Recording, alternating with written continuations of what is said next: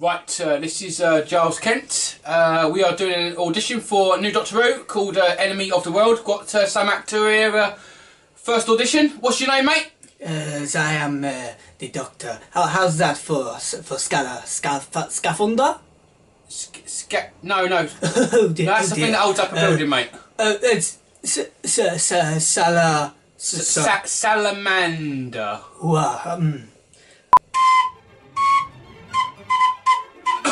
Excuse me, mate.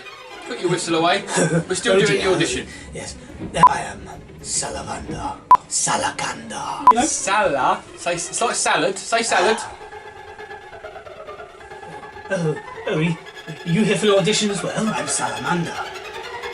The real Salamander. I think you got your guy. He's got it. He's on it, mate. He's on it. That other bloke was much better. Yeah, you were rubbish. I'm gone. Can I? My name's Sylvester McCoy. And you're intelligent people. Lucky people are watching the Nerd Corner. The Nerd Corner. And welcome to the Nerd Corner. So before we start talking about Enemy of the World, we actually filmed this after we talked about it, but that's fine. We've got some news. We have indeed. Some Doctor Who news. Firstly, you don't know what I'm going to say, because you're not in the loop, but that's fine. Firstly... Oh yes, I know what you're going to say. Okay, go. No, I don't. So the news is, BBC, obviously as we know, cancelled Class. Yeah. The spin-off show that I quite liked. You still haven't watched all of it. We'll get you there. I watched 10 minutes of one episode. Yeah, but you watched it on your phone. So wait until I come round with the Blu-ray. We're going to have a Class night. My phone's only got a really small screen. Yeah, so I'll bring the Blu-ray around. But anyway, Class is fantastic. If you haven't watched Class, I know a lot of people... It's a bit of an Anara movie. Oh yes. I'm going to be honest. So there's quite a few people that don't like it, some people that don't like it. End of the day, that aside, if you haven't seen it, give it a go. Because I personally really love it. The cast are fantastic. No, not just in person. I met them at Comic Con. They're really nice people. But look, they're all Greg Austin, Sophie, all of them. Just Faddy. They're just an awesome as well. It comes across in the show that they're really good friends, and it comes across in real life too, which is really good. But anyway, Class was cancelled on BBC, but it has been announced this week that it has been revived, okay, not for a second series, but for a box set with Big Finish Productions. Yes, and you've got audio, a new character in it, and haven't you? Ace is going to be appearing in it. Sophie Aldred. Along with the Dalek in Coal Hill School. Ooh, so, lovely. Yeah. Check that out on the Big Finish website. We'll put a link below because it really is exciting news. Is she going to be a teacher at Coal Hill School? No, apparently she just breaks in. But hey, it's out in August. I'll lend it to you after you've watched the series, obviously, and we'll get around to it. But no, Class is brilliant. Give it a go. In other news, there is a rumour going around. There's a good couple of rumours. All lies. No, that's the thing. It might as well be. Yeah. I might as well just be chatting rubbish to you. But there's some Doctor Who news out. It's not news. It's a rumour that's going around. The Doctor's going to have a cat in the new series. What? Yep. Comment below. What's your opinion on that? I think because he had a dog once. I think it's a rumour because I read the cat's going to be called Hector, and I was like, doesn't sound. Or is it Bernard? I can't remember the exact name for the cat. Hector, is it a robot cat? No, it's a real cat, just an actual cat. But I don't know again, that's a rumour. It's been going around online. There's another rumour as well being that Captain Jack and Gwen might be appearing in the new series. Again, personally, I would enjoy that, but another rumour. We know Chris Chibnall has had a lot to do with Torchwood in the past, so it is possible. But again, comment below what's your feelings on that. So yeah, obviously new series of Doctor Who. We are expecting a trailer in the next couple of weeks, which is another rumour, so take that like a pinch of salt. Seriously. Basically take a huge bucket of salt with all of this. Really, when it comes to this new series, they've been very secretive, which is good, but also I feel like we're being left in the dark. Come on, Chris Chibnall, come on, give us some more. But It's as if we've been sent all the way to E-Space. So, will she have a cat? Will Jack and Gwen be in it? Will we get a trailer in the next couple of weeks? These are the rumours that are out there at the moment. They're scattering around Instagram, Facebook, and all the social medias. And I'm just like, probably fake news. But that's fine. Hey! Yeah. Hey, there are loads of rumours. Will any of it be true? What are you doing? Music. Why are you still dressed up? I feel powerful, okay? It makes me feel powerful being a dictator. God. You know? It's just like the time we dressed up as Hitler. Talking about Enemy of the World. Yeah, we are. Of course, being set in 2018. Yeah, December. Well, that's what obviously the thingy on the helicopter said, like the expiry date or whatever. So that's cool. Cool year. cool year it is. This year, boom. Technically, still set slightly in the future. This Still week. technically set, yeah, of course, it's in the future. But as we were talking about, actually, there are quite a few dictators today that you can actually compare. Yeah. As well to Scamander. Salamander, not to be confused with Scaramanga from The Man with the Golden Gun. But yeah, the episode itself is about obviously a dictator that is moving tectonic plates. You know, me being sciencey there, to make earthquakes and tsunamis. He's not a very nice guy. So the Doctor, Jamie and Victoria, of course, land on a beach. They do. And obviously the Doctor, in beautiful fashion, decides to. And you can certainly see again, like we said, we looked at it earlier, the comparison that you could draw between Patrick Troughton and Matt Smith, because he basically ran onto a beach as if he had never seen a beach before. He literally took all of his clothes off, into his underwear obviously, bitter taste, and ran straight into the water. He could not have been more excited. Yeah, no, it was just hilarious. It was brilliant. Who has a Christmas list? I do. So yeah, just you can tell that Matt Smith was influenced by Patrick Troughton a lot in this episode, and a lot of Patrick Troughton here anyway. But so of course, some people get chase after them, and it's like, oh no, why are they chasing after the Doctor? Well, they think he looks like a salamander. Not to be confused with the lizard salamander.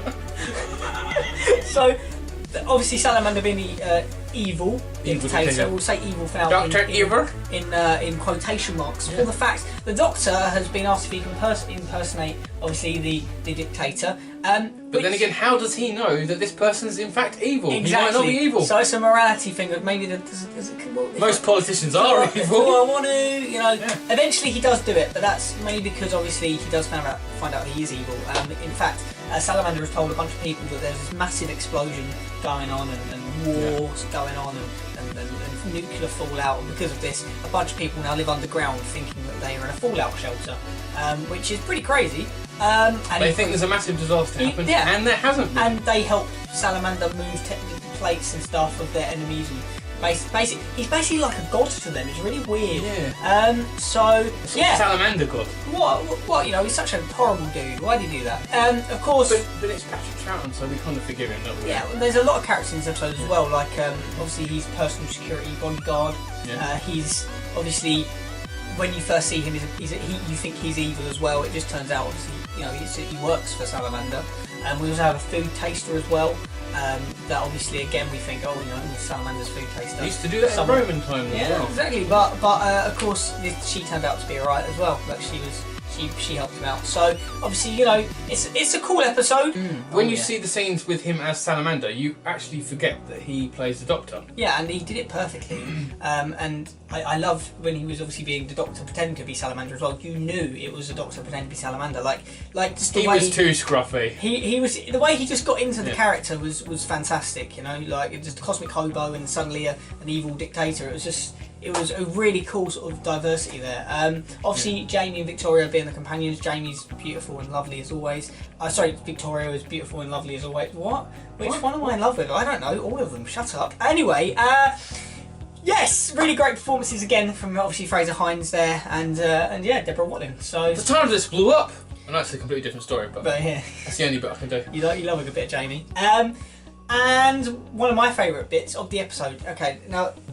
It's weird to say this is my favourite part, but my favourite bit of the episode is actually the end of the serial, which is when Jamie and obviously Victoria think that Salamander is the Doctor in disguise. Yes, and then Jamie he impersonates him, doesn't he? And then Jamie, and he's like, I asked Jamie to touch the controls, and Jamie's like, but we're not allowed to touch the controls. And then the Doctor comes in, and he's like, yes, quite alright, Jamie. And then obviously Salamander tries to do some stuff on the TARDIS and ends up falling into the great vortex. And that's the end of Salamander. Spoiler alert.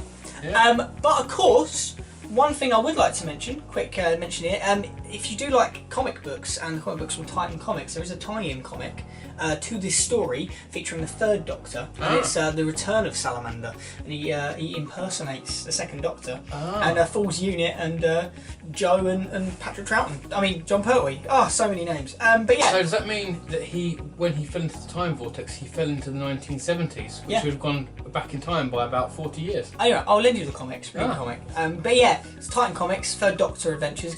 Give that a go. if you like the salamander character. Reverse the polarity of the neutron flow. But yeah, that's really cool tie-in there. Brilliant story. But anyway, brilliant story. We need to do a rating, don't we, really? Yeah, What are we rating this at? I'm a bit, again, we do this and it's like, I'm very biased for the fact, one, it's Patrick Troughton, two, it's Doctor Who. And 2 and 3, Patrick Troughton is your favourite Doctor. Yeah, so I mean, you know, I already know he's come gonna... now. I mean, last weekend I did say to Sylvester McCoy that he was my favourite. Okay, you could say he's your favourite surviving Doctor.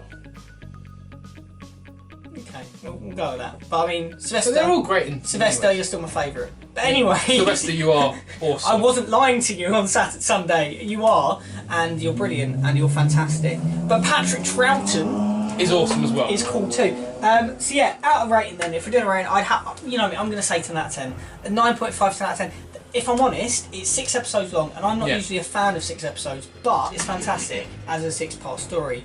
Like when you're watching it, you're so engrossed. Like, it's so well written, and that is probably one of the reasons I give it a 10 out of 10. Is the fact it's not only are the performances great from Patrick Troughton, obviously playing 2 characters, Jamie, Victoria. You know, the security guards, you know, Giles Kent, all of them. Yeah. But it's also the fact that it's really well written, and if you're going to watch it, like, you will watch all 6 parts, because, I mean, you watch all 6 parts of anything anyway, but I mean, you're just going to be so engrossed in it, it's just going to, you know, time flies when you're having fun, and that is one of these episodes. Time will fly when you watch this episode. Unlike if you watch, say, you know, like The Web Planet. It's a bit controversial, like, quite a few people like it, but I still... Does it not? Yeah, apparently it's one of those like all-time favourite classic stories. This is what I don't understand, because I've owned it twice. I've owned it, and you don't own it anymore. Exactly. I owned it once on video, bought it, watched it once, thought, Then many years later, when unfortunately had to get rid of it, bought another one, DVD, bought it, thought, oh, The Web Planet, watched it only once. Sat on the shelf for many years. Yeah, you got rid of it. And I got rid of it. But I mean, I've still got mine. Obviously, did I lend it to you at some point as well, so you could watch it? I threw it out the window and you were like, what? But yeah, no, it's. I recycled it for him. The Web Planet is it's got good parts to it. But anyway, the beginning 5 minutes is really good. Barbara. Barbara, we are the butterfly people. Okay, we don't want to put you off that. Yeah, brilliant. It's a classic story. But yeah, there's loads of great stories. But anyway, Anywhere in the World, I've said 10 out of 10. Would you agree? I really like the fact that Patrick Troughton plays 2 different parts. I think that's really good because it's given him a lot of opportunity as an actor to show that he isn't just capable of playing the second Doctor. Again, I say quite often when someone plays the Doctor, a lot of their own personality comes into it. Obviously, in this particular occasion, he's drawn from obviously other influences to come out with a very excellent. Yeah, I mean, sort of. It's kind of like it's a really good story. I really like. I love Jamie. I love Victoria. Yeah. And Patrick Troughton. Yeah, that's what I did. Almost said that. Yeah, I mean, again, it's 6 parts. I think again the ending's brilliant. Yep. I love again, like say, sort of obviously because you've got the bit where, as we mentioned earlier, I'm getting worried that you're not going to say 10 out of 10. What he's giving it? I'm gonna give it 7 out of 10. Sorry, what? Get out. 7 out of 10. There's the door. Next he's going to tell me he's not my father. Well, that hurt. 7 out of 10. I think it deserves more, but that's just my 7.5 out of 10. That's my opinion. That's my final offer. Still 10 out of 10 for me.